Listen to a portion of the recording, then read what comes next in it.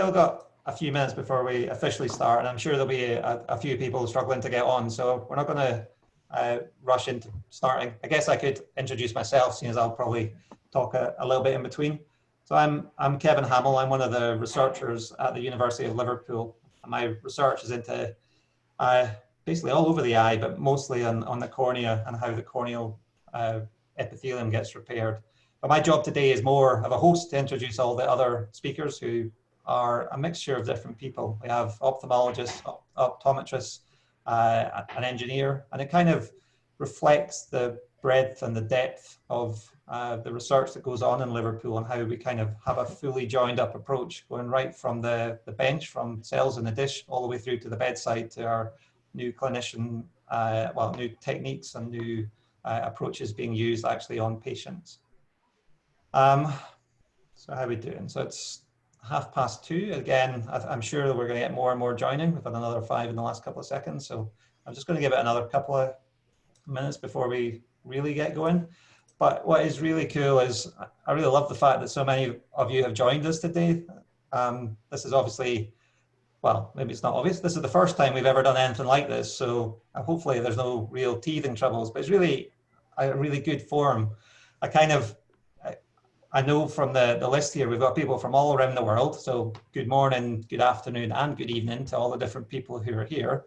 And yeah, it's a great opportunity. I mean, so what we have are an excellent program. We've got 6 short talks from different members of St Paul's Eye Unit in Liverpool and the University of Liverpool. And we have sort of a few cool things to illustrate. So this is the 150th anniversary of St Paul's Eye Unit in Liverpool, which if you're local, I'm sure you already know of. But our first talk is going to be from Professor Simon Harding, who's going to tell some of the history of the local organisation and the impact it's had on the town. Then as we go on, we'll have Matt Roney, who's on the screen at the top there. You can have a wee wave, Matt. There we go. I don't know if you saw that or not. It's hard to know what other people are looking at. But so Matt Roney is an optometrist, and he'll talk about the importance of having a regular eye exam. And then next we'll have Victoria Kearns, who's also here, and nice wave there, who's a senior lecturer on the university side. And she'll talk us about how she's using oils to deliver drugs, and it's more of a research angle. We'll have Austin McCormick, who I'm not seeing at the moment, but he'll be in here somewhere, who's going to talk about eyelids and eyelid cancer. And then we'll turn to Toby and Vito, whose video is turned off at the moment, who'll talk about the cornea and its function. And so we're basically going to get a nice little flavour of a lot of the different things going on in Liverpool. By no means is this everything. Oh, there's Vito now. But it certainly will give us a nice touch on everything.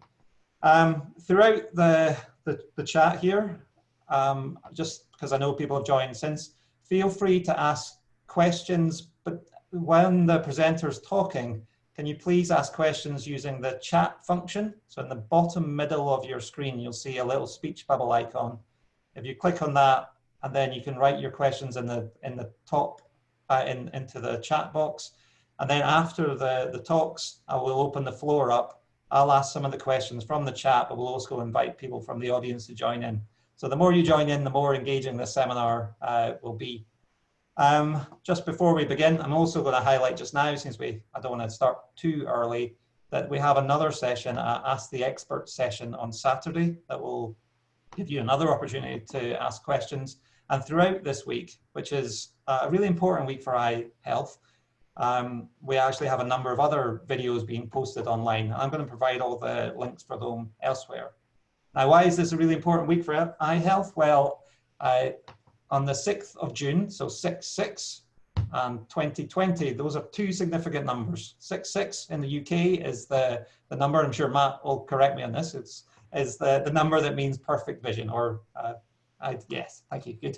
Whereas 2020, as I'm sure you've seen on TV, is the US equivalent. It's the version of perfect vision in the US. So 6/6/2020 says eye health all over it, and we've been on board that for a long time, so we thought this would be a great opportunity. How are we feeling? 33. We have 87 people on. Don't worry if you've just joined, you haven't missed anything important, just me blabbing on. I think maybe it would be appropriate to hand over to Simon Harding to share your screen and probably start the first talk. If for the rest of the audience, if you could remain muted for during the presentations, that'd be great. Okay, thank you. So over to you, Simon.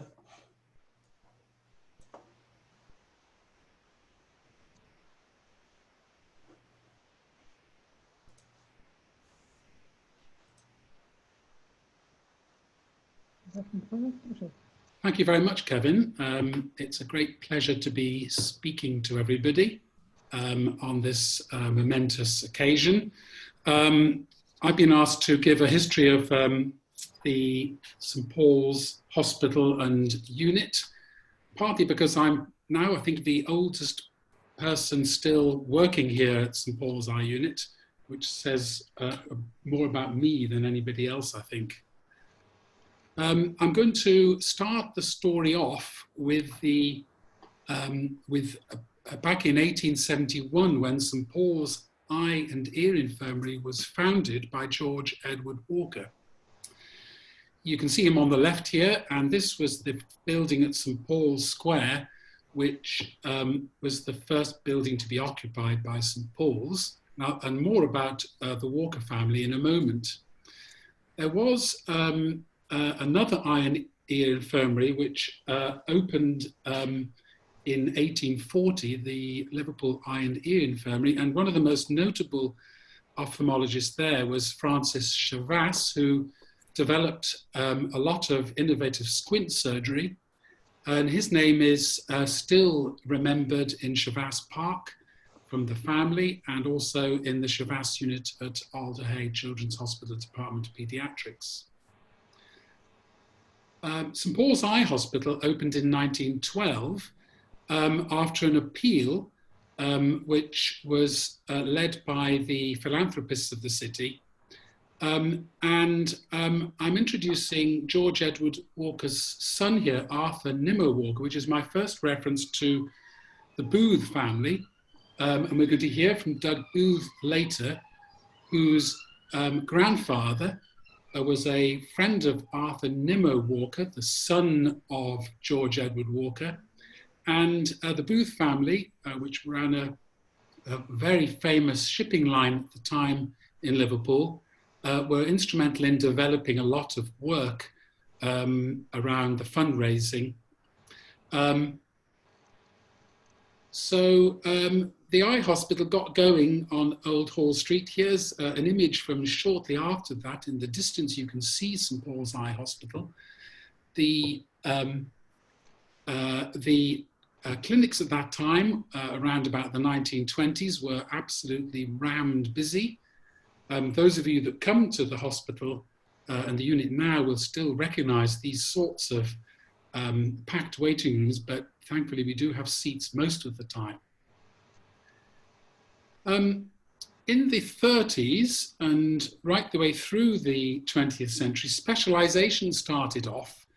I mentioned pediatric ophthalmology with the Chavasse unit. We started off with glaucoma specialization. You can see Roy Mapstone on the right here, those of you that remember any of the consultants from the 1980s. Vitreoretinal surgery started off with Tony Gray, and the first corneal transplants were done in Liverpool by Alan Patterson. Specialization was a really important part of developing ophthalmology around about this time. You can also see some of the more later appointments. I'm hidden here somewhere with very long hair, quite similar to what it looks like now. I'll show you at the end of this. You'll recognize some of the other consultants that were appointed around about that time or were being trained.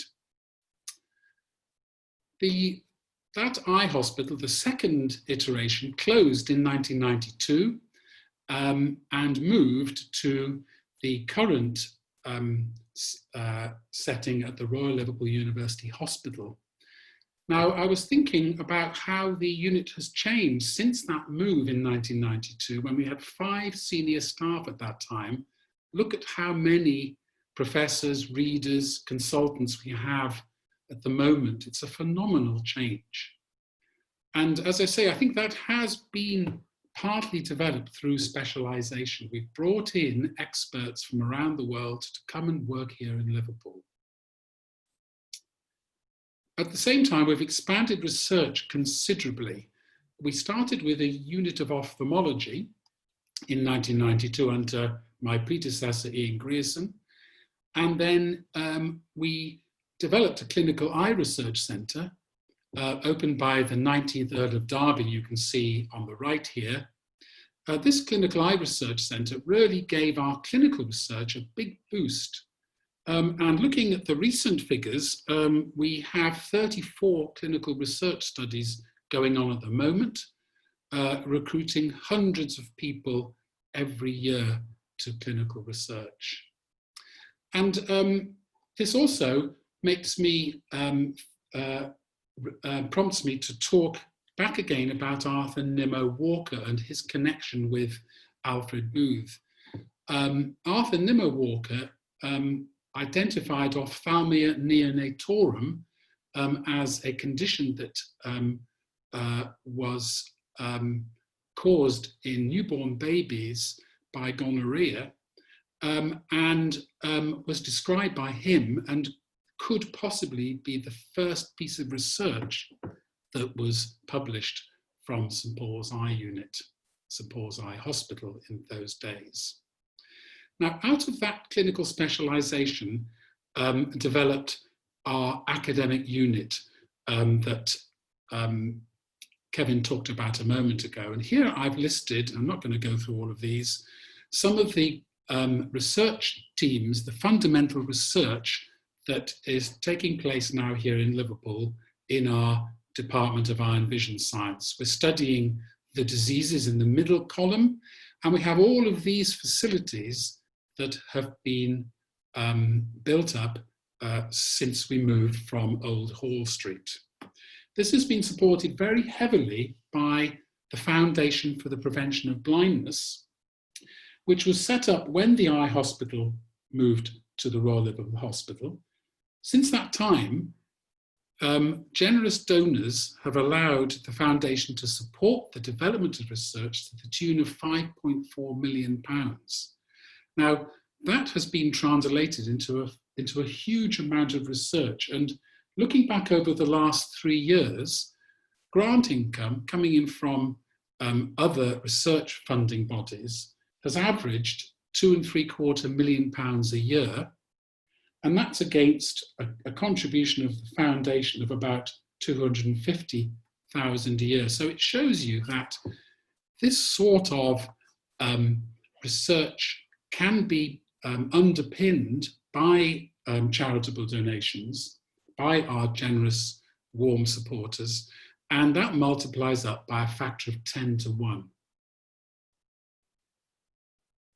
A few years ago, we received the Freedom of the City in recognition of all this work, and now we look forward to 2020 and beyond. Well, we're looking at the 4th iteration of St Paul's Eye Unit in the new Royal Liverpool University Hospital, which will open in the next couple of years, in spite of the faltering attempts over the last few years. And we're going to be right at the heart of the Liverpool Knowledge Quarter. We've also merged with colleagues at Aintree University Hospital, and we're also going to be working very closely with colleagues at the Department of Paediatric Ophthalmology. So I hope I've given you a flavour of the sorts of history, the way research is linked right through our lives here, and the importance of our specialisation. Before I hand back to Kevin, I just want to play a special tribute to Tom Southern, who spent a huge amount of time setting up this session, and ably supported by Michelle Masters. So I'm going to try and show my face so that you know that I am actually here, and then pass back to Kevin. Thank you very much. Very good, Simon. So just, we're going to keep moving through, but before we do that, we have the greeting from Doug, Doug Booth, who is, well, he tells you himself in the video. I just want to share that with you just now. It's very short. We see that okay? Yeah. Greetings from New York City, amid strange times which challenge us to join together with intelligence, heart, and dedication to create a brighter future for us all. I'm honored to be addressing you on behalf of my great-grandfather, Alfred Booth, who worked with Arthur Nimmo Walker to strengthen and expand St. Paul's Eye Hospital quite some time ago. It was a groundbreaking institution in its day, which wonderfully, as you all know, and thanks to the efforts of many here today, has continued strongly into this new century to ensure that the light of the world will continue to illuminate the lives of many who would otherwise live in darkness. Although I never knew my great-grandfather, from what I've read in family histories, he was a caring individual who saw his community as an extension of his family and acted accordingly. And I am proud to be his descendant.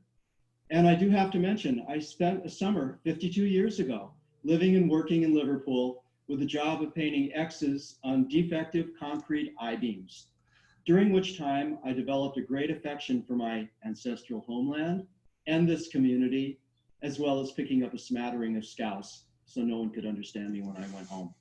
I look forward to quintupling my awareness of sight and vision and the work of St. Paul's Eye Hospital during this gathering, and I'm happy and honored to convey what I'm sure would be the warm and congratulatory greetings of my great-grandfather Alfred to you all.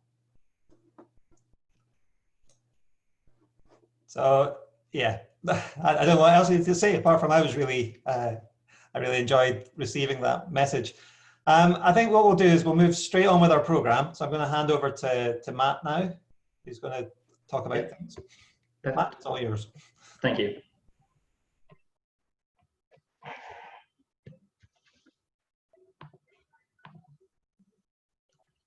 There we go. So thank you so much for asking me to talk today.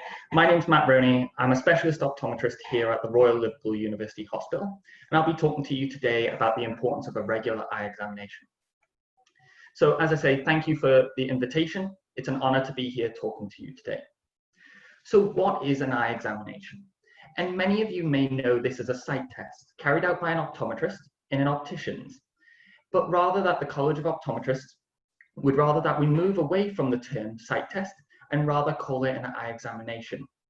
There's the common misconception that patients just go to see their optometrist merely for contact lenses, as well as spectacle prescriptions.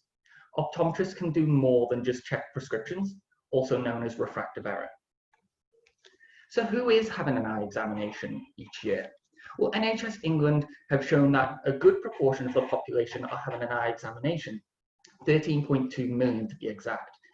But general trends have shown that year on year there has been an increase in the number of eye examinations each year. However, the RNIB, the Royal National Institute for the Blind, have shown that this is not enough, and that 13.8 million of the UK population are not having a routine eye examination. But you might say, well, why is this significant? Well, the World Health Organization, WHO, have shown that 80% of all visual impairment is preventable. So you might be saying, well, what is involved in an eye examination? Well, being an optometrist, and I'm very proud to do so, is a multidisciplinary role. And the role of an optometrist has changed quite significantly during recent years. This is due to the undertaking of optometrists carrying out higher qualifications, so furthering their learning in specialist subjects, such as contact lenses, glaucoma, low vision, as well as pediatrics.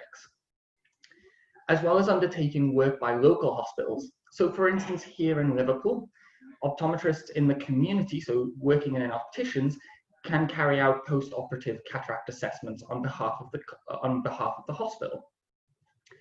But let me run you through the run-of-the-mill eye examination. So what is involved? Well, your practitioner will ask any presenting concerns that you have when you first come.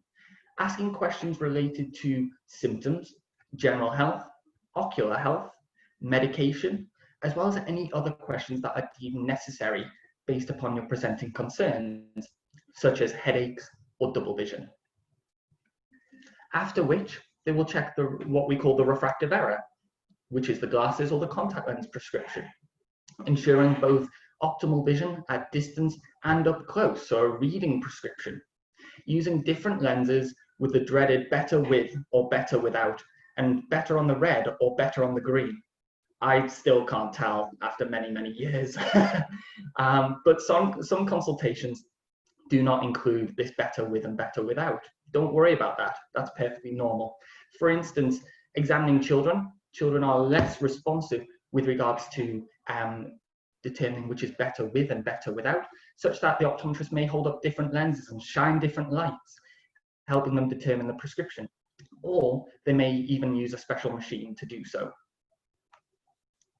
So after which, optometrists will generally check what we call binocularity. This is the term for how your eyes work as a team together, and this gives quite a big insight into visual development of anyone. You might be able to see in this instance that the left eye of this young boy, so on the right-hand side of the screen, the eye is turned in towards the nose. This is called a strabismus, or what other people may know as a squint, or a funny turn in the eye.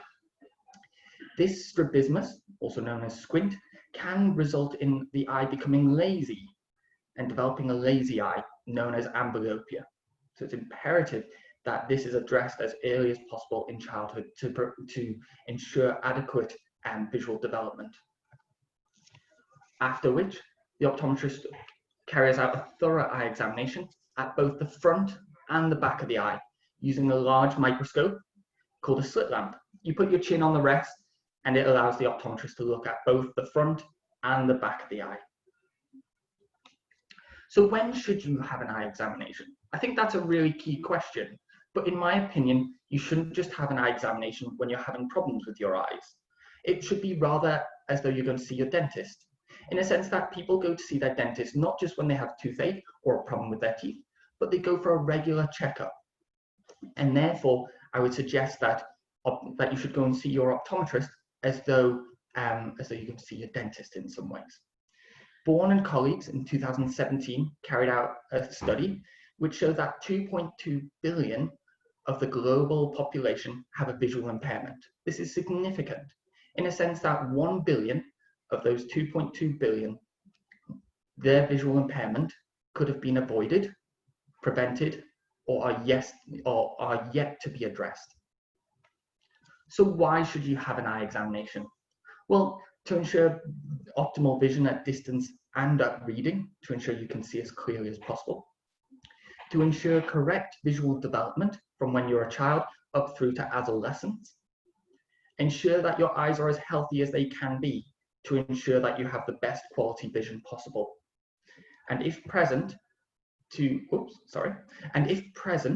identify and manage ocular pathology at its earliest stage, and if so, referring you on to see an eye doctor. So what kind of disease am I talking about that is preventable? Well, this is cataract. Cataract is the clouding of the natural lens in the middle of the eye. The lens sits just behind the colored part of the eye, called the iris, and it's perfectly normal age-related disorder of the eye, and it is generally easy to correct. Signs of cataract are able to be picked up by your optometrist. This slide shows the effects that cataract can have on your vision. Cataract can take your vision from being crisp and clear to blurred, with glare, or even with cloudy vision.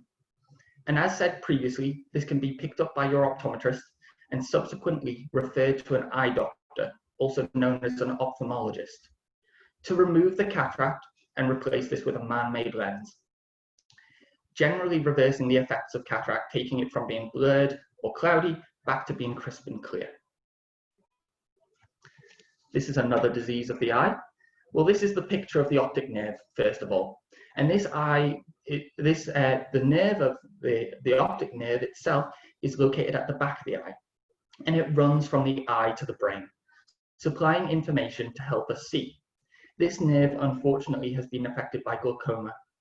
Glaucoma is damage to the eye, generally caused by high pressure within the eye. And this high pressure can be picked up with the dreaded puff of air test. One that goes poop. So how does glaucoma affect your vision? Well, glaucoma, unfortunately, is a silent disease. A lot of patients don't know that they have glaucoma until it becomes very advanced. And glaucoma doesn't affect your central vision in the early stages, but rather your peripheral vision. So this is the part of your vision that is slightly off to one side when you're looking directly at something. And as I say, a lot of patients are asymptomatic or without problems until it becomes very advanced, and then it starts to affect your central vision. A visual field test is carried out routinely in an eye examination if it's required to do so. This reminds me of a patient who I've seen in years gone by. And this gentleman always sticks in my mind. He was a 63-year-old male who had never had an eye examination. But he went to his optometrist in an optician's because he thought that his reading vision wasn't getting as good and he needed some slightly stronger glasses. Although he did need slightly stronger glasses, it was found that he had quite advanced glaucoma at the back of the eye. And this subsequently had affected his peripheral vision. And this highlights that this gentleman didn't have any problems, really, apart from requiring reading glasses, but that actually had something else manifesting itself on the unknown. This is another disease of the eye. This is diabetes at the back of the eye. And this patient actually didn't know that they had diabetes and it was unknown to them. But diabetes can manifest itself within the eye. And this is called diabetic retinopathy. It's a fancy term for diabetes within the eye. In this case, you might be able to see that there are red splodges. This is blood. And this is because the blood vessels within the eye, when you have diabetes, become slightly more brittle and fragile, such that they're more susceptible to breakages and subsequent bleeding. You might be able to also see that there are some central yellow dots within the center of the screen. This is called exudates. This is leakage from the blood vessels, which are brittle and fragile, and they've leaked out, such that diabetes can cause a visual impairment, and it can be either mild or quite severe in some cases. This reminds me of, once again, an anecdotal example of a friend of mine who unfortunately didn't know that he was diabetic until he went to see his local optometrist, who looked at the back of the eyes, and similar to this presenting picture, he wondered whether he did have diabetes. The optometrist said, I think you should go and see your GP to make sure that you're not diabetic. The GP carried out the required investigations, and actually it did turn out that the gentleman was diabetic. If you want to know more about this disease, Professor Simon Harding, who gave the introduction, yesterday spoke on diabetes. This is available via the Eye Revealed 2020 webpage, and you're welcome to view that at your leisure. Anything that affects, well, generally anything that affects the body can also affect the eyes. In this instance, blood pressure. This eye, the back of the eye here shows blood pressure changes, and blood pressure that manifests itself at the back of the eye can cause visual impairment. These arrows show changes in the blood vessel path as well as the caliber of the blood vessels.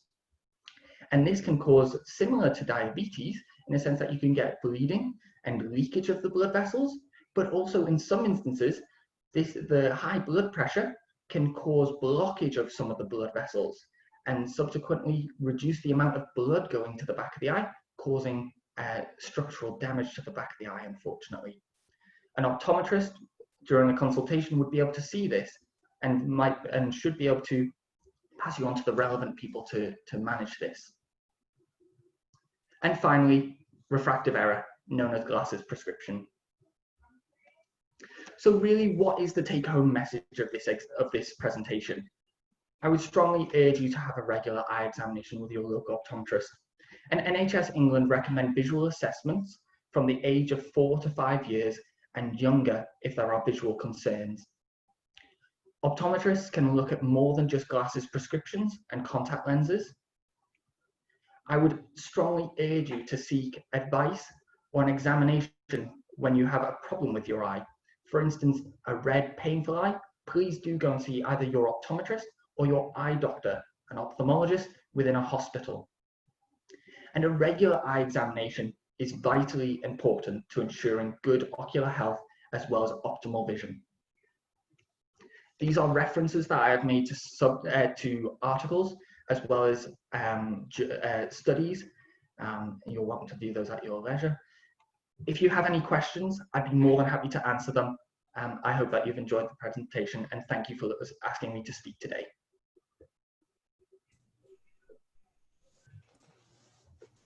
Very good, Matt. Maybe if you stop sharing your screen just now. Yep. I see we have a few questions in the chat, and a lot of them are to do with how frequently one should have an eye check. And Professor Harding has actually provided an answer. I'm not sure if you can see the chat, Matt, or not. Yeah, I can see the chat. Yeah, so in case anybody else can, there are various forms of the same thing. Should we?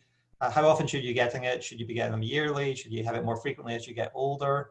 If you already have a sight problem, should you be checking your eyes more frequently?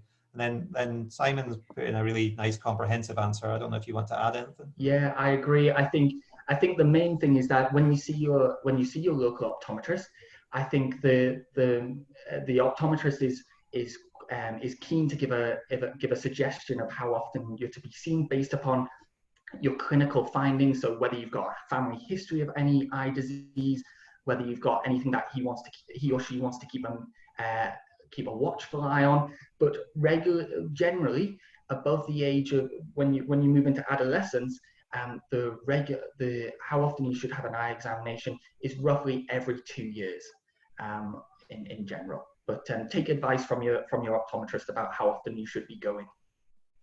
Okay, and I have another question here, which is a sort of variation of that theme. If your eye examination finds that you could benefit from glasses, is it true that if you start wearing the glasses, that your vision will get worse more rapidly?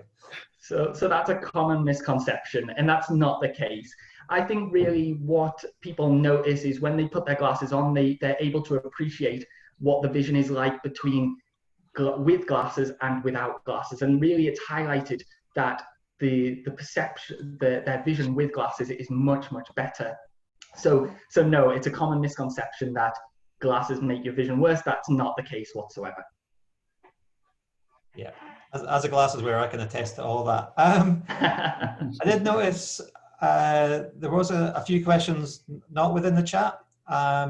Is it Cheng Zihang? Would you like to unmute your microphone and ask your question?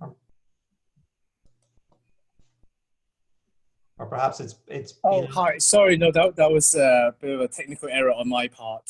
Oh, I okay. was just view the comments earlier, but it's a very nice talk, Matt. Thank you. No worries at all. Just to try and stay on schedule, I think what we'll do is we'll move on to the next talk. So I'll invite Victoria Kearns to share her screen and her video. Anybody else who has questions that we haven't been able to deal with just now, please feel free to type them into the chat box, which you can access in the middle bottom of the viewer window, or we can certainly continue to take questions as we go, because there's a lot of eye experts, not just the ones talking here. There's actually a few other ones in the chat as well. So if you have a question, please feel free to ask. But if I could hand it over to Victoria, that would be super. Okay, thanks Kevin, and thanks everyone for attending. So my talk's going to be a bit of a change of direction. I've been asked to talk to you today about some of the research work that my group is doing in Liverpool. Don't worry, I'm not going to bombard you with graphs or anything like that, but I'm just trying to give you an idea of some of the things that we do both in St Paul's and at the University of Liverpool. And what my team is doing is to try and come up with new ways to deliver drugs to the inside of the eye. Because as Matt just said, diseases involving the back of the eye are really important. They can lead to sight loss and for lots of people, which really reduces people's quality of life. And also for people who are of working age, it really affects their financial opportunities. And these are the diseases that I'm talking about include things like diabetic retinopathy and age-related macular degeneration, and those things affect millions of people worldwide. So I'm an engineer, and what Liverpool has is a really unique expertise in ophthalmic bioengineering. So this is the use of engineering skills to treat eye diseases. And what we do is we work across different departments and faculties in the university and in partnership with our colleagues at St Paul's. So this means that we can combine expertise from different areas. So I've highlighted some of those areas here in my slide. Hopefully you can see my cursor. So we've got clinical expertise. So that's from ophthalmologists, but also other healthcare professionals such as Matt, who you've just heard speaking, but also importantly, patients. And they're important because they can tell us what things are really important to them. It's really, it's all well and good everyone else thinking what's important, but I think patient input is really important, and this is really helpful when we're designing new treatments. We also have biological expertise in a variety of areas. This includes things like understanding genetics, how diseases occur and how they can be treated, and as well as things like how drugs move within the body, which is really important to my work. And we also have a wealth of physical expertise. This includes things like chemists who can help us design new molecules for delivering drugs. Lots of engineers throughout the university who can help us understand all sorts of things like the structure of the eye. They can help design new surgical instruments and design computer software that can teach computers to spot signs of eye disease in images that humans can't. And what I try and do is work with people from all across these different specialities to engineer solutions for patients. And although I'm going to talk to you about my work, bioengineering in Liverpool is not just about what I'm going to talk to you about today. There's lots of other work going on, things on engineering new tissue, developing more accurate ways to measure pressure in the eye, and designing new bandages to treat injuries to the front of the eye, to mention just a few areas. And there's much more information on that available on our website. But one of the first parts of research I'm going to talk to you about is about silicone oils. Now, silicone oils are used in the eye to treat retinal detachments. So retinal detachments, and I've tried to show here in a diagram, are where the retina, which is here, is this yellow line, comes away from the back of the eye. And that's the most common sight-threatening emergency in the UK. It affects about 1 in 10,000 people each year and is rare in people under 16, but more common in people who are 60 to 70 years old. And some of the risk factors for that include you being very short-sighted, so more than 6 diopters, people who've had recent trauma to the eye, and also recent eye surgery.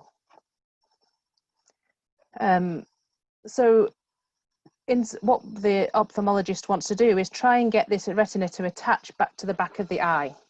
And in severe cases, particularly where there are multiple breaks in this retina, you might treat it with silicone oil. So the clear vitreous jelly, which fills up your eye, is removed.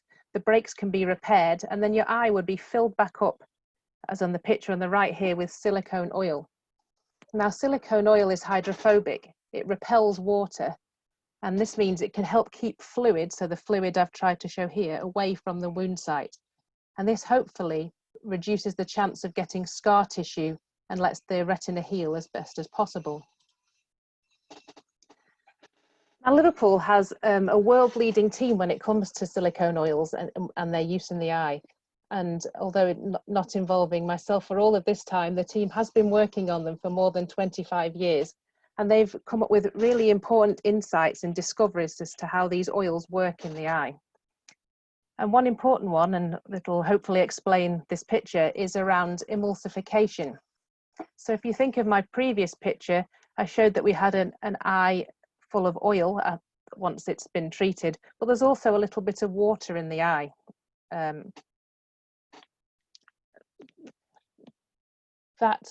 When you've got water and oil in the same container, as we've got here in my picture of salad dressing, if you shake that up or move your eye around, for example, you can get emulsification. So when you shake your oil and vinegar, you get a cloudy phase of salad dressing, which is exactly what you want. However, in your eye, if you're shaking oil and water around, having something cloudy will affect your vision, and you don't want to have that. And it can also cause other problems in the eye. So one of the things that the Liverpool team in the past discovered is why this happens, and they also invented technology that is used in new oils, such as the ones I've shown here, that reduces the chances of this emulsification happens. So these are used throughout the world now, based on technology that was developed here in Liverpool, and leading to better patient outcomes.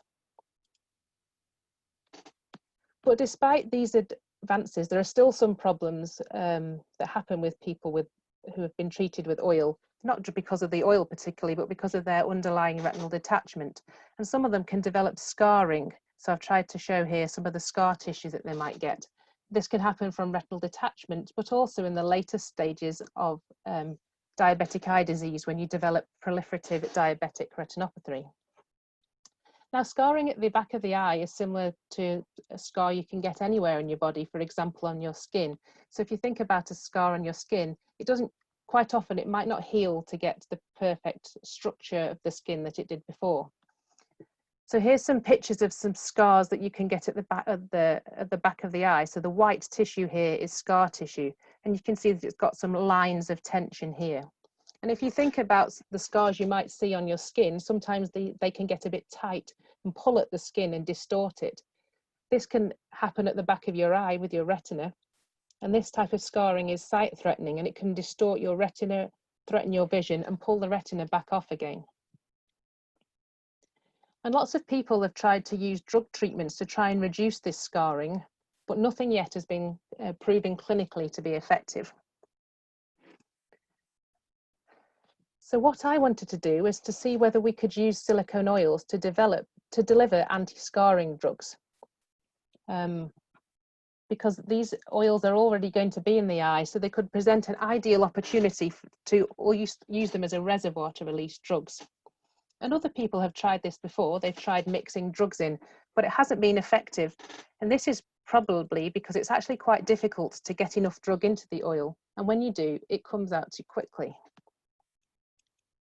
So the two challenges really are getting enough drug into the oil in the first place and allowing it to be delivered over a number of weeks, because that's the time period over which the scar happens. And I've referred here to Goldilocks drug release. So I've got a 2-year-old daughter, and I spend a lot of time reading Goldilocks and the Three Bears at the moment. I'm sure most of you are familiar with that, and the concept of the porridge being too hot, too cold, or just right. Well, I'm trying to achieve something like that with my drug release. I want to be able to get drug release that's not too much that it's toxic to the eye, not too little that it won't treat the eye disease and the scarring. I want it to be just right. So where are we now with this technology? So as I was thinking about this, I've been working on this for almost 9 years now, which seems a long time.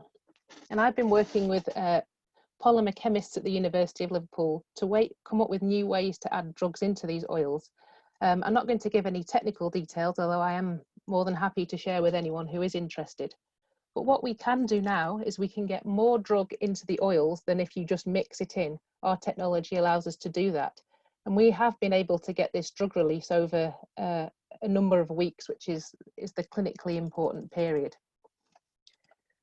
What we're doing is we're working to put this technology into existing products. So we're working with a German company who makes silicone oils, because they've got the expertise in not what we do is we make things in the lab. They've got the expertise to make this on a commercial scale and help pass all of the regulations that are required. But also working with colleagues in Liverpool. So Liverpool doesn't just have the expertise in developing new oils, but also testing them in patients, which is really important if we want to be able to get this technology into the clinic and help treat scarring in patients.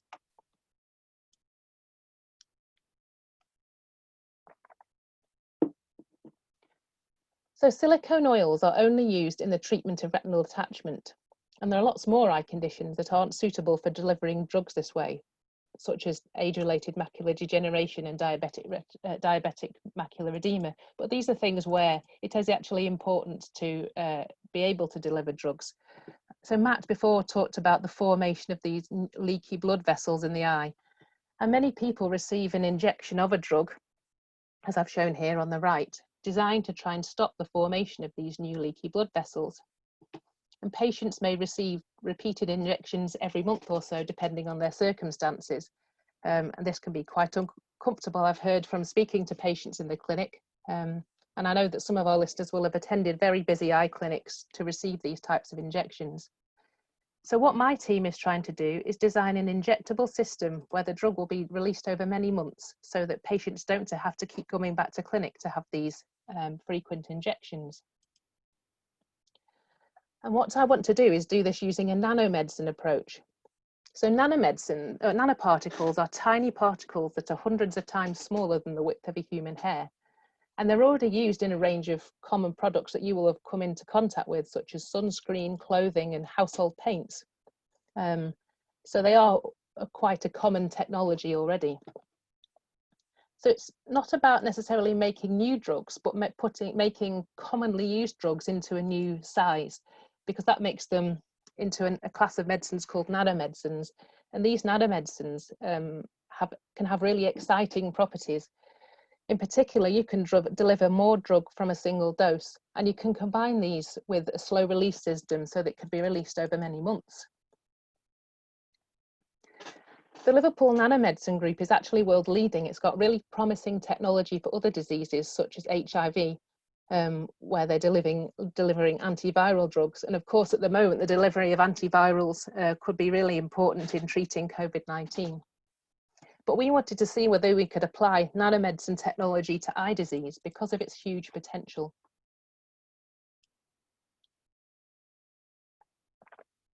So we're at a much earlier stage than we are with the oil project, but what we're doing is we're developing a nanomedicine formulation that contains two nano-sized components: drug nanoparticles, so of an existing drug, just made much smaller, and something we call a nanogel.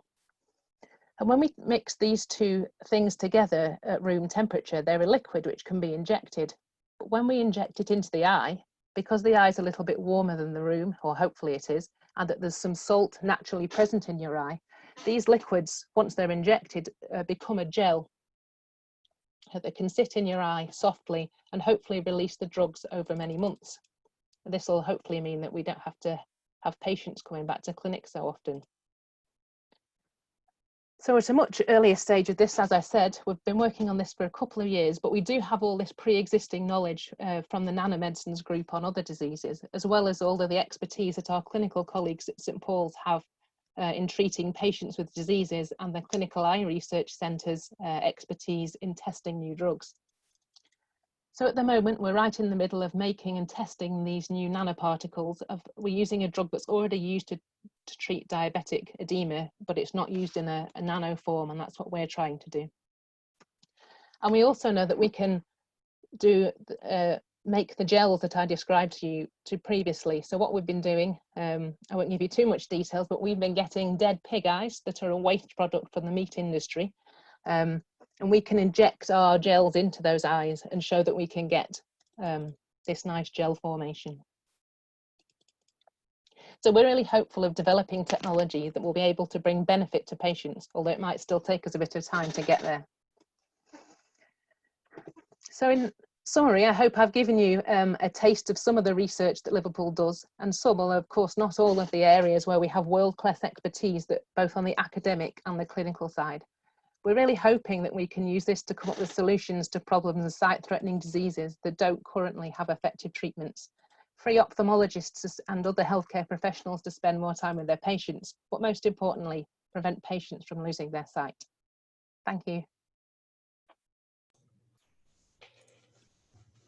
That was excellent. Thank you very much, Victoria. As you know, I'm a big fan of this. This is stuff that can really push forward treatment, make things a lot easier for people, have fewer injections. All that sounds just fantastic. We have a really good question here, actually. So what is the advantage of the gel formation property of the nanomedicine in the eye? Why can't it just be used as a liquid? Oh, that's a really good question. Well, one of the answers to that came from conversations I had with Professor Pierce. He highlighted the fact that being able to remove an implant once it was in there is actually something that ophthalmologists would really want to do, because although we hope that our implant wouldn't cause any problems, being able to remove it would be a real advantage. So that's one of the advantages. And another advantage is that having it all together in a gel actually helps us control the drug release because it's all together rather than having it swishing about in the eye. Yeah, very good. That's a technical term, swishing. Swishing about, yeah, I thought as much. This maybe isn't a, maybe this is a question for a clinician, I'm not sure, but do you know how much it costs for the clinical, to get an injection into the eye? Because that's, I guess, what you're going to be saving, the NHS or the taxpayer or the insurance company in the States. I would like to refer that question on to Professor Harding. He might have a better idea of that than I do. Are you talking about the cost of the delivery of the injection? In which case, that would probably be around about £200 to £300. So for a silicone oil, that's a one-off. But for the nanomedicines, which would have to be given on a regular basis, then it starts to add up. And people usually forget to add that to the cost of the actual drug. So some of the treatments that Victoria was talking about are very common now. People get them every month. The drugs might cost between £500 and £1,000, which is pretty steep. But then you've also got to pay for the likes of me to put them in. So I think that it's a really big deal. So it's not just better for the patients, it's better for health, the economy as well. There was a question earlier on, which is, can a replacement lens be inserted when the initial lens blurs, which I think also refers to when the oil becomes emulsified as well. That could also become relevant. Can you get it back out again and put fresh stuff in? Sorry, can you ask that again? I think I was in the process of trying to write a written response to you, Brian, about that, but I wasn't quite sure if you were referring to the general cloudiness of the lens that occurs in cataract, or whether you were referring to a lens that you or somebody you know might have had to treat cataract that has then gone cloudy. So if you'd like to maybe either unmute yourself and say which one you'd like us to talk about, or put something back on the chat, and then I'll try and answer. I've unmuted it. Get going. It's too shy. It's from a replacement lens after a cataract following glaucoma. It was quite complicated. It was a difficult surgery, and if it can be replaced again as it's starting to become cloudy. Yes, it usually can. It's a much more of a challenging operation the second time round. And so, you have to weigh the risks and the benefits a bit more carefully than we do even for a routine cataract operation. And if a person has had glaucoma as well at the time of having that cataract operation, that makes it a bit more complicated. So yeah, we can explore that a little bit further after this if you wish. Thank you. But the answer is yes, but it's challenging. Thank you. It was an interesting question. So, do treatments at the back of the eye pass to the front segment, or can you use treatments and technologies remain segment specific? So for the general audience, the lens kind of sits in the middle, and then we think about the eye as the anterior segment in front of the lens, and behind the lens is the posterior segment. So the question is, if you squirt something in the back, does it stay in the back, or does it transfer to the front as well?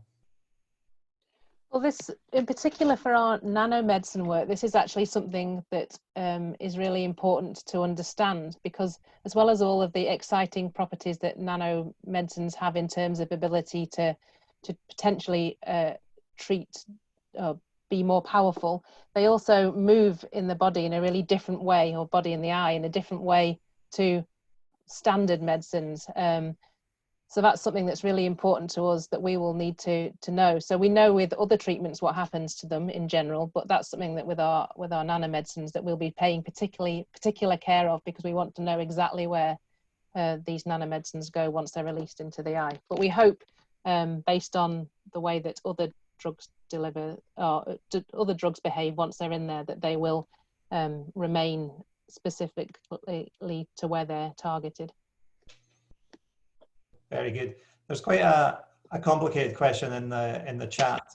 Perhaps I could get you to have a look at that yourself. It's related to carbon-based viscous medium.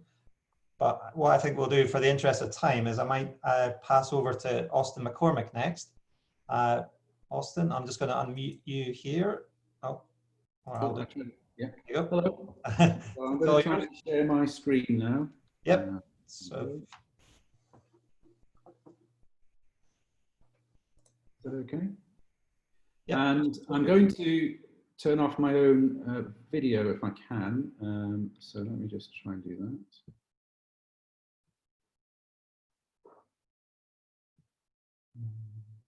Stop video. Because I think quite often the sound is better when I do that. Okay, so my name is Austin McCormick. I'm a consultant oculoplastic surgeon, St Paul's Eye Unit at the Aintree University Hospital location. So oculoplastics means surgery to the eyelid and the surrounding area. So you've been hearing lots about the eyeball itself, but as ophthalmologists, we cover the area of the eyelids and the orbit, and that involves quite a lot of cancer work and the opportunity for some research. So why is this important? Well, a figure that really stands out, I think, is that skin cancer is increasing in incidence. There are 150,000 new cases a year in the UK alone of skin cancer. So this is a really big problem, and it's getting worse. And 65% of those skin cancers are something called basal cell carcinoma. And the commonest site for basal cell carcinoma is the head and neck, because it's sun exposed. And of the head and neck, the commonest site is the eyelid itself. And this is thought to be because the skin of the eyelid is the thinnest on the body and therefore offers less protection against ultraviolet light.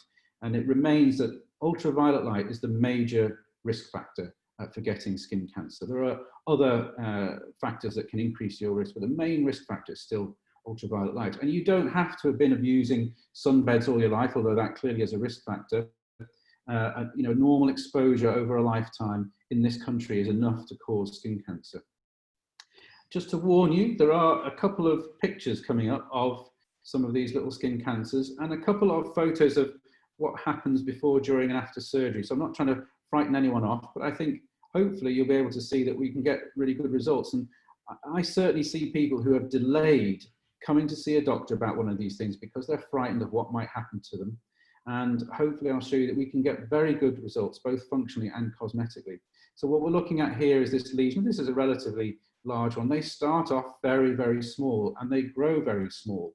So if you've got a scratch or a little lump that's not healing and that is growing, you should get that looked at. So this is a basal cell carcinoma. And here on closer inspection, you can see it's got a sort of a shiny appearance, it's raised, there's a little bit of a scab or ulcer here and funny looking blood vessels. What we've got to do as ophthalmologists and also as optometrists in the community is to recognize what is something that could be a skin cancer and what's not. So here we've got an upper eyelid that's swollen, but actually this turned out to be a sty and it settled down and didn't need a biopsy or anything like that. One of the key things we're looking for in eyelid skin cancer is loss of eyelashes. Cancer will grow through tissue and destroy anything in its wake, whereas a simple cyst won't. And so you can see here the eyelashes have all been preserved. This lump here actually is pretty similar to the last one, but this one is actually a skin cancer of the eyelid. However, what you can see is very clearly eyelashes have been lost, and there's a big asymmetry between the upper and the lower lid, as well as the rest of the eye looking angry. And here again, loss of eyelashes and the normal anatomy. You see the normal anatomy of the eyelid where you've got this nice flat top to it and smooth edge has all been lost. So at this stage, most of us would recognize a GP or optometrist or ophthalmologist that there's something going on here. But you can imagine if it was just a little area like that with the rest of the lid looking normal, it could look a bit like a stye in the early stages. The difference is a stye is going to get better fairly quickly, whereas these things progress. And again here, some of these changes can be quite subtle. If you're not looking closely, you might miss the fact that there are lots of eyelashes and the lid margin, which is nice and clean here, has become a little bit lumpy. So here's one that's been removed, and the simplest way of correcting some of these problems is to simply close it directly. And the end result can be extremely good. So a lot of people, because it's their face, are very worried that they're going to be deformed or disfigured by this sort of surgery. And I think it's important to inform people that that's not necessarily the case at all. The vast majority have an excellent outcome. In fact, someone like this might be saying, oh, you should have removed a bit of that excess skin down there as well while you were at it. But we obviously can't do that. Another example, quite subtle, but actually the extent of the changes was like that, with a defect like this. And some of the reconstructive techniques we have use tissue borrowed from the upper eyelid. You can see it bridging down here like that with a little skin graft. And the end result is really good. So good function and good cosmesis.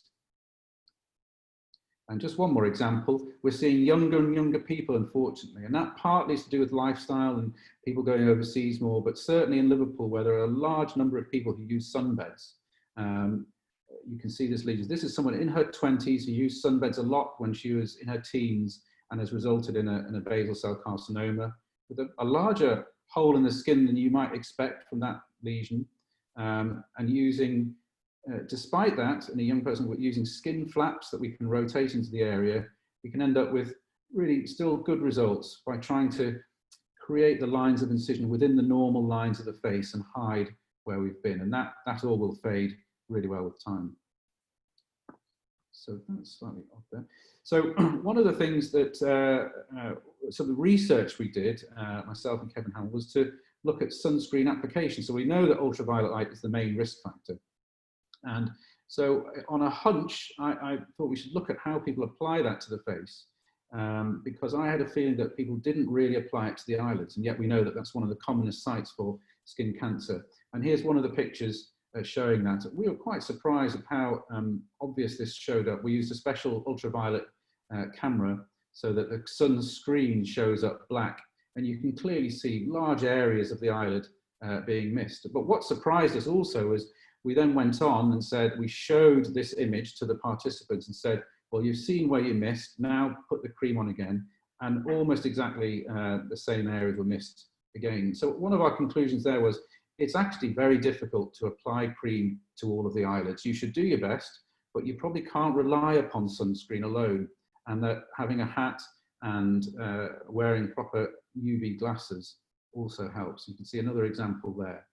And this actually produced quite a lot of interest in the media because it's so topical. You know, all of us need to go out in the sun, and all of us need to know how to apply sunscreen. So in addition to sunscreen, you could consider a hat, maybe not something quite as big as this one here, but that might do. Applying cream as widely as you can. A lot of people will find that putting the cream close to the eye causes the eyes to sting, and that puts them off putting it there. But that's fine as long as you also protect your eyes with proper UV filter sunglasses. And again, you've got to be careful there because some sunglasses are just darkened bits of plastic and don't protect against UV. Look for a kite mark that gives you an actual level of UV protection. I thought I'd put this in because this looks like a bit of a hybrid between COVID and protecting yourself from the sun. But this is from an Australian website where they take their skin protection very seriously. And I'd also just add in about vitamin D, because this is kind of contradictory to what we're saying. We know that vitamin D, increasingly, we know that it's important for health, not just with our bones, we've known about it for many years, but possibly also getting protection against infection. And so it's a topic of talk at the moment with COVID being around. It's made in the skin. So if you completely are very good at protecting yourself from the sun with sunscreen, you may then be at risk of not having enough vitamin D protection. How much sun exposure do you need to produce the right amount of vitamin D, well, probably only about 15 to 20 minutes a day. And so you can factor that in to having some exposure to the sun and then applying cream. The key thing really with sun protection is you must avoid being burnt, because when you have sunburn, that really means you've had a dose of UV light that's reached the deeper layers of the skin, that is certainly associated through research with higher levels of risk of skin cancer. In other areas, we're hoping to develop research, some anecdotal evidence, and there's lots of this around, lots of people claiming that cannabis oil or cannabis has cured them of cancer, and obviously we're very skeptical as scientists at heart when we hear this sort of thing. But having seen some examples of cannabis oil having an effect, and actually there being some really good research out there into the cannabinoid system within the body, and we know that the cannabinoid system or cannabis oil is anti-proliferative. In other words, it inhibits cell division. This is something we're hoping to look into. Now, we tried a couple of years ago, but actually until recently, research into cannabis products was very, very highly regulated, as you might expect. And so we didn't get very far with that, but the authorities over this have relaxed things a little bit. So we're hopefully going to look at this again, looking specifically at topical therapies for some skin cancers. And this is not something we're currently involved in, but I thought this was really interesting.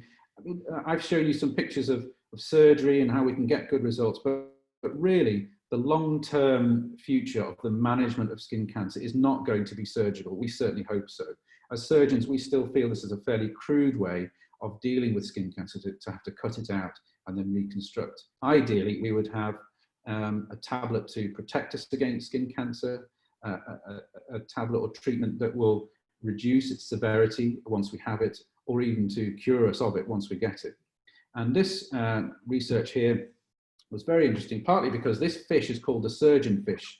And it might be that he ends up putting us all out of a job, because in the coral reef biosystem, there is an algae that grows on the coral, and the algae produces a chemical which is taken up by the coral. The coral changes the chemical into something that protects both the coral and algae against ultraviolet light. So a true symbiotic relationship. And then the surgeon fish here comes along and eats the algae and eats this natural sunscreen, and it protects the fish itself from ultraviolet light. So this was the angle the researchers were looking into, is could we develop a pill that might actually protect us against ultraviolet light? And that research is ongoing.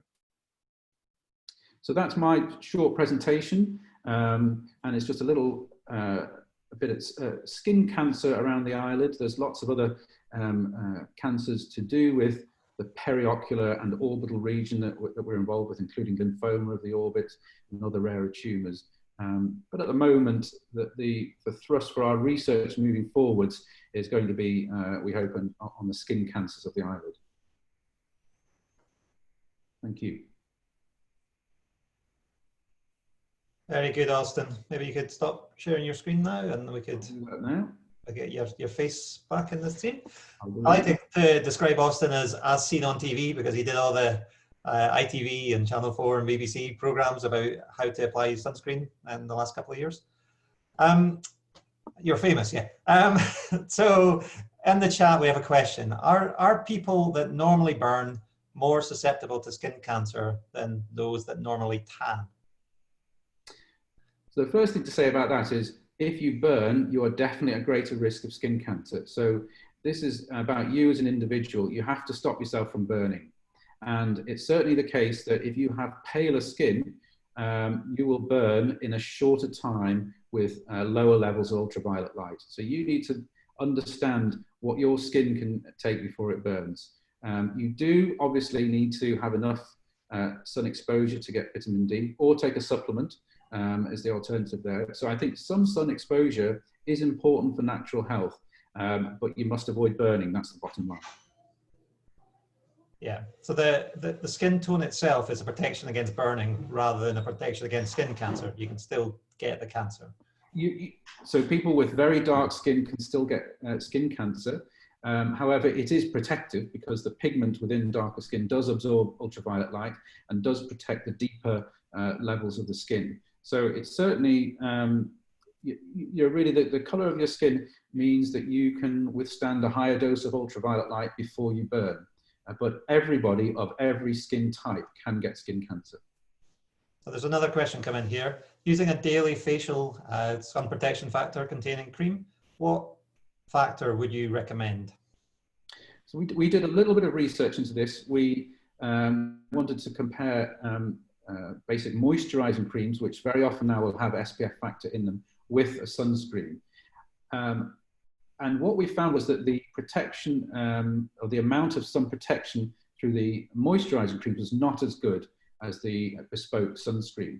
So the first thing to say there is, if you really are trying to, if you're going out in strong sun and you're trying to really protect yourself from burning, you need to use bespoke sunscreen. However, on a daily basis, if you want to just generally protect your skin and you're putting on moisturizer every day, it would seem reasonable to have something with SPF in it. Because it appears to be less effective than bespoke sunscreen, we'd probably say, you know, have the highest factor that you can. You might then also want to factor in the fact that you might be producing less vitamin D if one of the only areas that is exposed is having reduced UV. So some people would say, I'm going to reduce my skin cancer risk and burning risk with sun protection, and I'm going to take a vitamin D supplement. The vitamin D biology is an area that is evolving. We don't know everything about it, and I suspect we'll find out a bit more through the COVID crisis that we're going through. So that's something to watch in the future. Okay, very good. I'm very aware that I've only taken questions from the text here. So if anybody has a question they'd like to just say aloud to any of the people who've presented so far, this would be a good opportunity to take yourself off mute and you can offer those questions. There is, Austin, there's quite a complicated question on Gorlin-Goltz syndrome in the text. That's probably something that you can address via text, because it's beyond my expertise, that one I can't. Okay, so I can't see that. I can see a question here from, would I recommend to put sunscreen independently from sun presence, like on cloudy days? I think, so each of us as an individual will have a certain, based on our skin pigmentation, will have a certain amount of time before we burn, and that is based on the strength of the sun. So you, on cloudy days, that really does reduce you know, how much ultraviolet light is getting through. But actually, if you spend a whole day under you know, an overcast skies, you can still get burnt.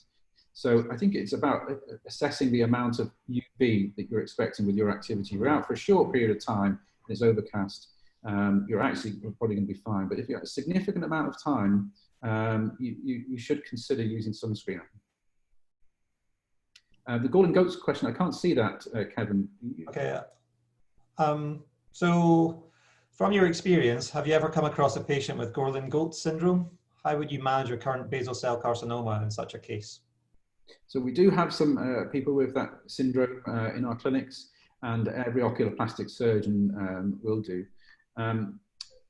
The difference, just to explain, Gorlin-Goltz syndrome is a condition whereby people have a genetic problem that predisposes them to have basal cell carcinomas. And so they get multiple basal cell carcinomas over their lifetime. And the difficulty, therefore, is using surgical treatment is you keep removing skin and keep reconstructing, and that can then start to have an effect on appearance, and you may run out of skin for reconstruction. Where possible, if we can use non-surgical techniques, we may do that. So if it's in a low-risk area, away from the lid margin, away from the eye, we might consider cryotherapy. So elsewhere in the body, cryotherapy is quite a common technique for treating basal cell carcinoma. It's got a higher recurrence rate. So where possible, we, as periocular surgeons, we would use surgery, because we recognize that BCC around the eyes is a higher risk area. We want to be as sure as possible we've got rid of it.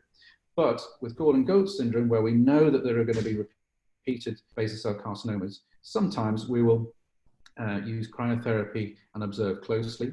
But ultimately, we have to treat them like everyone else. We have to get clear margins of excision, particularly in high-risk areas like the inner corner of the eye, the medial canthus. So we carry out quite a bit of surgery for them. And there's just another question appeared about your career path, actually. So they want to know why you combined ophthalmology with oculoplastics, and was there, what was the motivation and the length of time it took to qualify? And even how many of them are there in the UK? Well, we have our own society, the British Oculoplastic Surgeon Society, that meets, well, it should be meeting fairly soon, but isn't going to this year. And about 350 people will attend, but there's probably around about 120 consultants in the country, something like that. Not all of them will be 100% oculoplastic surgeons. There'll be ophthalmologists doing some general work as well. I chose it because I like operating. There's a huge amount of surgery involved in my job. It's incredibly varied. So I do craniofacial work at Alder Hey. I'm involved with the neurosurgeons, with the head and neck cancer surgeons. So on a single day, I might be removing a small, warty skin tag, and then I might be doing some neurosurgery in the afternoon. So for me, that's what attracted me, a really, really interesting job with a huge variety in it. It's a relatively, we're all ophthalmologists. It's a relatively new specialty. So within the last, I would say, 30 years, it's really grown as a separate entity and continues to grow. Good. I'm sure a lot of patients get referred to you then, because it doesn't sound like there's a huge number here. There is, and unfortunately, we do have probably too many patients than we can realistically deal with. We deal with problems such as blocked tear ducts and watery eyes, and inevitably, particularly at the moment, we have to prioritize people with skin cancer over that sort of problem. It doesn't diminish the symptoms of people with blocked tear ducts in any way, but some choices have to be made. So I think the more you provide specialist surgeons, the more operations are available, the greater the demand. I think as ophthalmologists, we've seen that. Professor Harding showed how the department has grown over those years, and you wouldn't say that pathology is increased by that number. It's just the available treatments, the available operations, and the expertise has grown, and therefore demand grows. Very good. So I think we should move on to our final pair of speakers, actually. So I think Vito Romano, you're going to go first. Is that correct? Yep. Shall I share my screen? Yep. Austin, there are a couple of questions I think you could answer in the chat, maybe. Yes.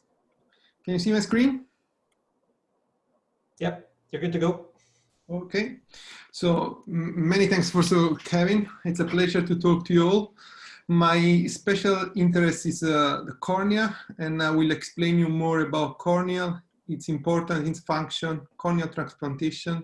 And will follow me Toby Somerville, and she will explain more about corneal infection.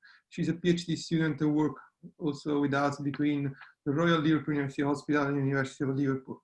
So let's start from the beginning. So this is an eye. The black part is the pupil, and the color part, it's an iris. In front of the structure, probably you can appreciate if you do a cross-section on your eye better, there is the cornea has a dome shape, and is in front of the structure, and its function is to converge the light into the back of the eye, on the macula in particular. So the back of the eye, in this way we can transmit all the vision then to the brain. So it's quite important that it need to be transparent and need to be a specific shape. If you look the cornea very detailed, the cornea is made by an epithelium in its membrane called Bowman membrane, a stroma that is the 90% of the part that is made by fiber that they are packed together, and in a way that the cornea is transparent, so the light doesn't interfere with the pathway of the light. And inside there is an endothelium with this membrane called Descemet membrane. And this endothelium's function is to remove water from the stroma and keep this fiber in a particular architecture in order to be transparent. How we imagine the cornea in outpatient clinics you can see we can use some machine that give the cornea shape or the cornea clarity. This is called corneal tomographer or optical coherence tomography. And then there is some other machine that you are able to imagine this mosaic. This is the endothelium, this is the inner layer of the cornea, as I said before. And we can use a machine like a confocal microscopy or a specular microscopy. So as you can understand that the main important things are the shape, change in the shape like a happening in keratoconus patient. There is a bulging of the cornea, and these affect the vision because the light is not able anymore to focus on the back. Or there is a dysfunction of the endothelial layer, and then this causes the accumulation of the water in the cornea is becoming opaque, and this again, the vision is, the patient is not able to see after that because the light is not focusing the back of the eye. Or there is a scar that normally infection end up with a scar. If this scar is in the center of your cornea, it's in front of your pupil, again, can affect the vision. To make you understand clear, this diagram probably will, you have a good vision, though the light is transmitted well through the cornea and is converged on the back of the eye. If you have a corneal disease, you have a reduction of vision because they have light scattering. So until the first years of the 20th century, this disease caused blindness and were not able to recover the vision. But in the early years of the 20th century, thanks to an Austrian surgeon, Edward Zilm, did perform the first corneal transplantation. Since then, it's moved a lot different kind of technique. So penetrating keratoplasty, where you replace all the cornea with means that all the 5 layer, and then you can have an anterior lamellar keratoplasty where you keep the endothelium and the Descemet membrane of the recipient, and you replace just the stroma and the epithelium. This kind of they have different graft survival. They are attached with this stitch that after 1 year we will remove it.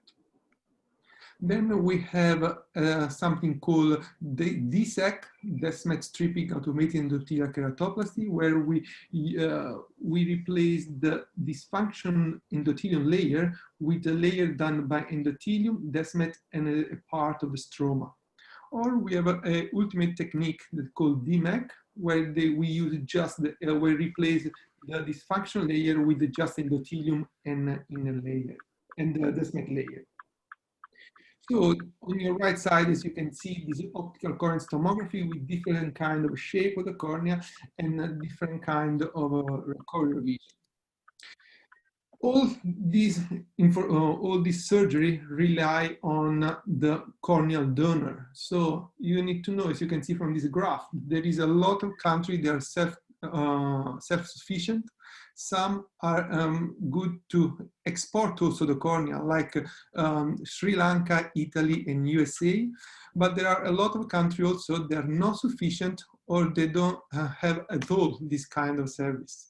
So the calculation overall is 1 cornea available for 70 needed. So it's essential to develop alternatives. The main indication are endothelial dysfunction, stromal disease, or infection and scarring.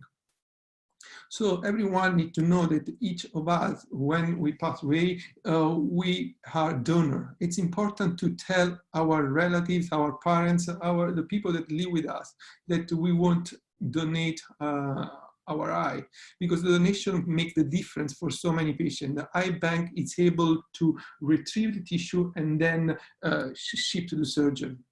This, I want to show you something, this how make a difference. So this is a patient on the right, on the left, you can see that with endothelial dysfunction, and this after 6 weeks, patient that recover. So this, her life changed a lot after that, and this will make a difference. So the donation of the corneal donation make a difference in a lot of people.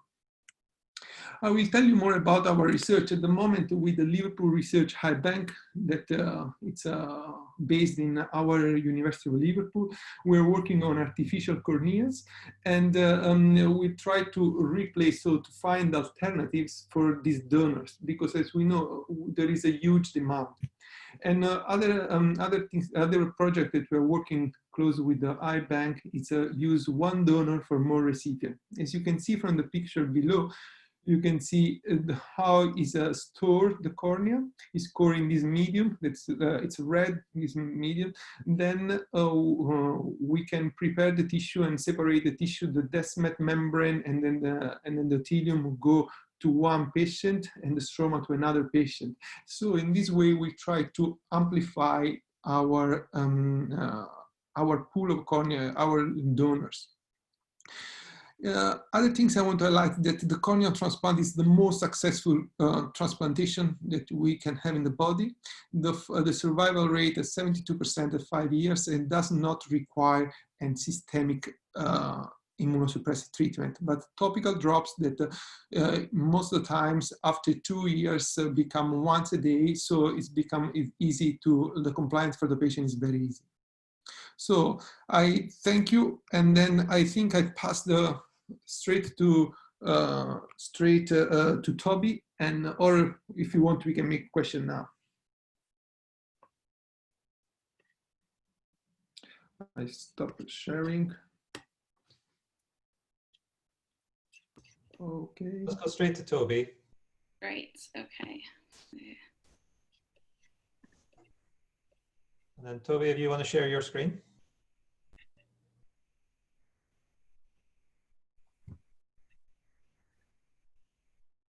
Great.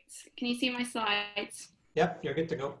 So my name is Toby Somerville. I'm a PhD student at the Department of Eye and Vision Sciences at the University of Liverpool, and I'm also an ophthalmology registrar based at St Paul's Eye Unit. So in this presentation, I'm just going to talk briefly about corneal infection. So I'm just going to give you a warning. My next slide does contain some graphic pictures of some corneal infection. So what is corneal infection? So corneal infection is an infection of the cornea, which Vito has just described is the clear front window of the eye. You may also hear the terms microbial keratitis and corneal ulcers used in the eye clinic, and basically what we're referring to is corneal infection.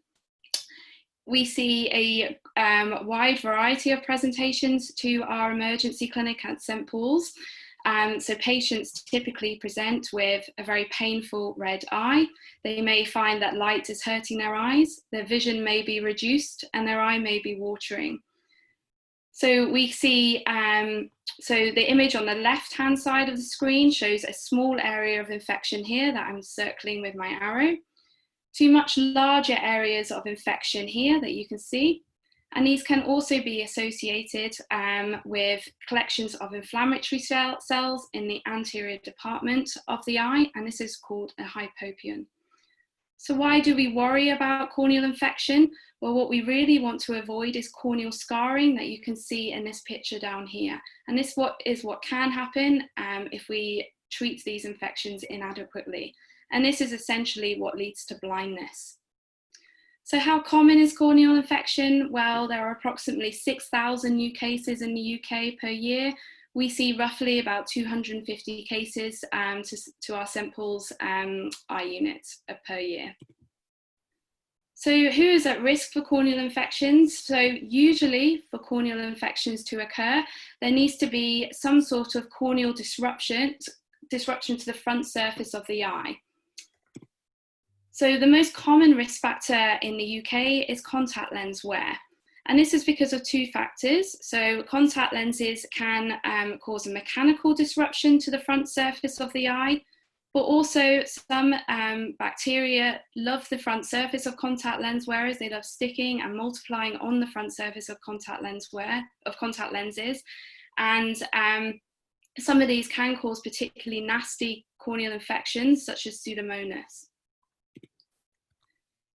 Any condition that causes the front surface of the cornea to be unhappy can predispose you to corneal infections. And these include dry eye, any eyelid disorder that prevents your eyelid from closing properly, as well as any corneal injury. So a scratch to the front surface of the eye is called a corneal abrasion, or any injury that people have received whilst carrying out grinding without wearing safety goggles. Prolonged steroid eye drop use is also a risk factor for corneal infection. as are some virus infections. So patients who have cold sores or chickenpox or shingles, the viruses that cause these infections, so the herpes simplex virus and the varicella zoster virus, can also cause corneal infection.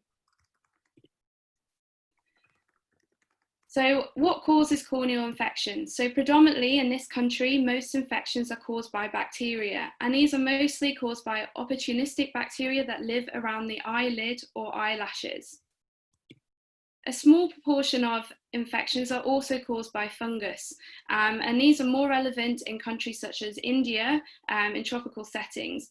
Also, trauma with vegetation is also a risk factor for fungal infection, as are prolonged use of steroid eye drops. A very small proportion of infections can also be caused by acanthamoeba, which is a parasite infection, and this can be found in water or soil.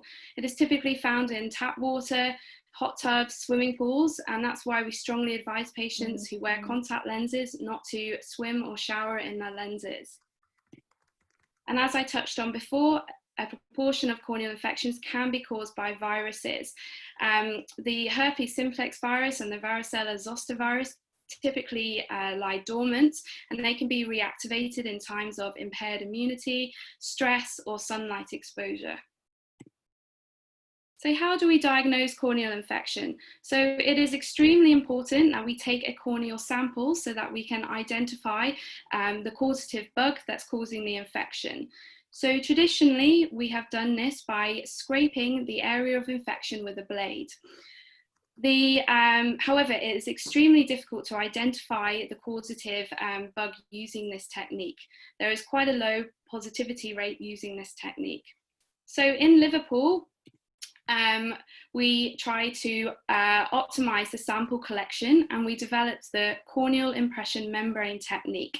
And we have demonstrated that this technique is much better at being able to detect the causative bug that's causing the infection in these patients.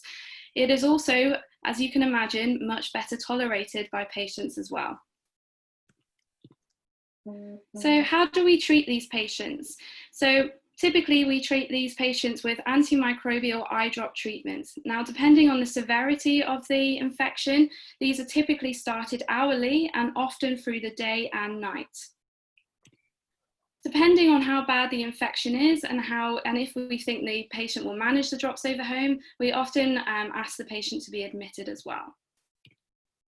And depending on, so if the corneal infection does erode through the 5 layers of the cornea, leading to a corneal perforation, or if the infection does lead to large amounts of scarring, sometimes the patients will end up having corneal surgery as well. So although corneal infection in itself is fairly uncommon, I have put together some do's and don'ts to help prevent this from being developed in the future. So some do's for everyone. Do wash your face before going to bed at night, especially if you're wearing makeup. Do use artificial tears if you suffer with any ocular surface problems such as dry eye. Do use protective eyewear if you are doing at-risk activities such as using power tools or grinding. And if you do sustain an eye injury, do seek help from an eye specialist immediately rather than sitting on it for a few days. If you're a contact lens wearer, do wash your hands thoroughly before handling the contact lenses. Do use commercial contact lens cleaning solutions rather than any homemade variations. Do clean and sterilize your contact lenses before and after wearing them, and avoid wearing your contact lenses for prolonged periods of time. Some definite nevers: do not ever use tap water or saliva to moisten or store your contact lenses. Do not shower or swim in your contact lenses, and this is particularly relevant to the acanthamoeba infection that I was talking about earlier that can cause a particularly nasty corneal infection. And do avoid sleeping in your contact lenses unless you have been specifically advised by your contact lens manufacturer. So just to touch a bit about the research that we're doing at St Paul's Eye Unit on corneal infection. So we're currently conducting a study using the corneal impression membrane to try and better identify those bugs that are causing the infection. So we are taking membrane samples from both of the patient's eyes who present with corneal infection to try and get an understanding as to which of those bugs we isolate are causing the infection and which of those bugs are just living on the front surface of the eye. We're also taking samples from the patient's eyelid margins, conjunctiva and nose to try and get a better understanding as to whether these bugs that live on these surfaces also contribute towards corneal infection. We've also carried out research with our partners in Malawi. So Malawi is a southern eastern country in Africa. There are large numbers of corneal infections in Malawi. At the moment, there is no way of taking corneal samples to identify the cause of the infection in Malawi. And we basically use the corneal impression membrane sampling technique to take samples from these patients. And the results have significantly impacted the treatment protocols out in Malawi.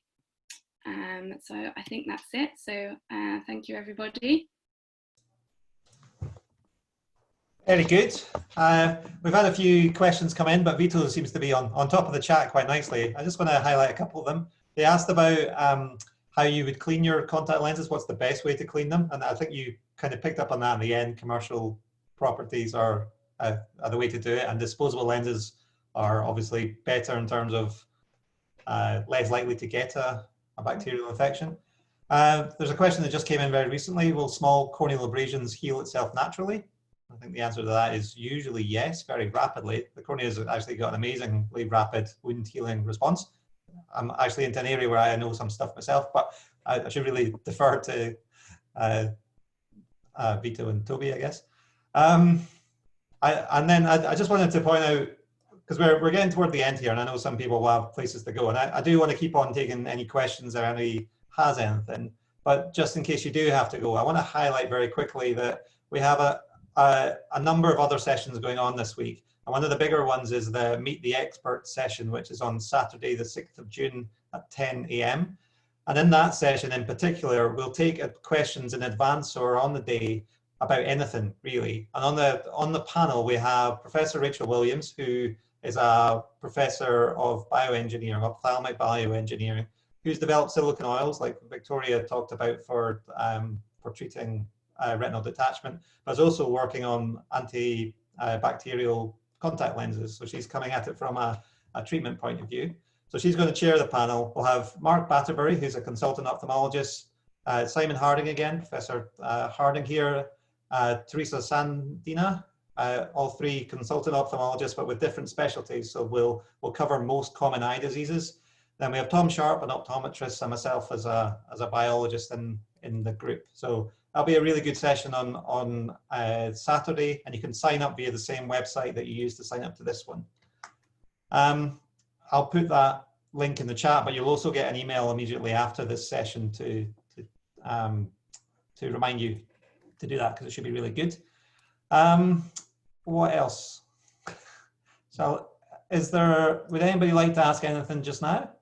Okay, here's a good question. Oh no, sorry. I'm missing I've misread. It was Vito asking the question. So once again, if you like to talk at this point, you should be able to unmute your own microphone. There's the bottom left-hand button. So if you haven't been able to type anything in and you'd like to ask a question now before we go on our merry way for today, then please do so.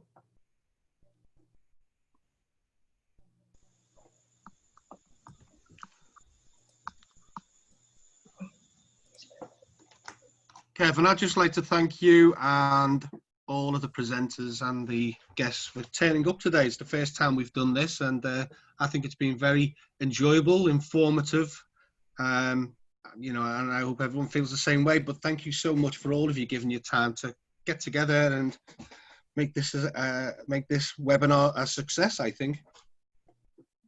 Thanks, Tom.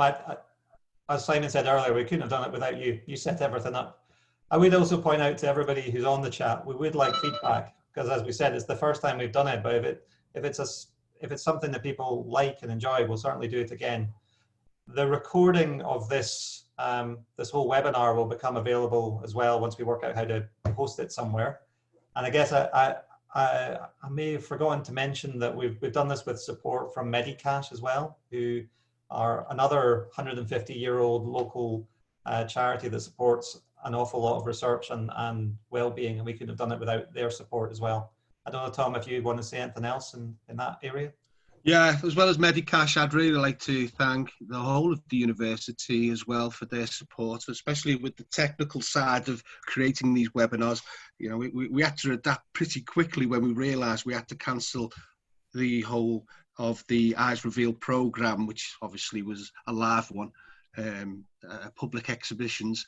And I just don't think I would have been able to do it without the technical support of the university, and having you, Kevin, guide me, and everyone having technical advisors. So, as well as Medicash, I'd just like to thank the Institute as well, please.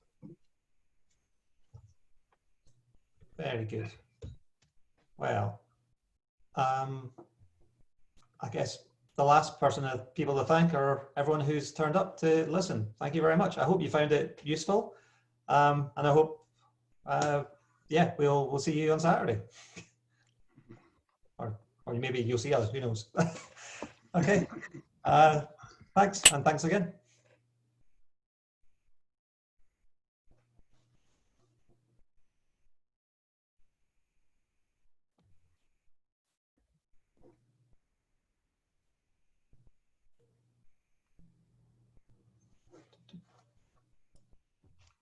Should we stop recording now? Yep, I can start recording. Has everyone left, or are they still around?